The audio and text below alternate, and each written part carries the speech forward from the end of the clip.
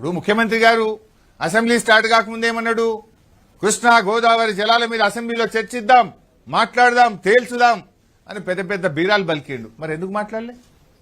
కృష్ణ మీద మాట్లాడలే, గోదావరి మీద మాట్లాడలే, చివరికి ఇరిగేషన్ పద్దు మీద కూడా మాట్లాడలే. ఇరిగేషన్ పద్దు కూడా చర్చ లేకుండా గిలటిన్లో పాస్ చేసుకున్నారు. ఇరిగేషన్ పద్దు చర్చకు వచ్చినప్పుడు మమ్మల్ని అసెంబ్లీ నుంచి సస్పెండ్ చేసుకొని ఏకపక్షంగా పాస్ చేసుకున్నారు.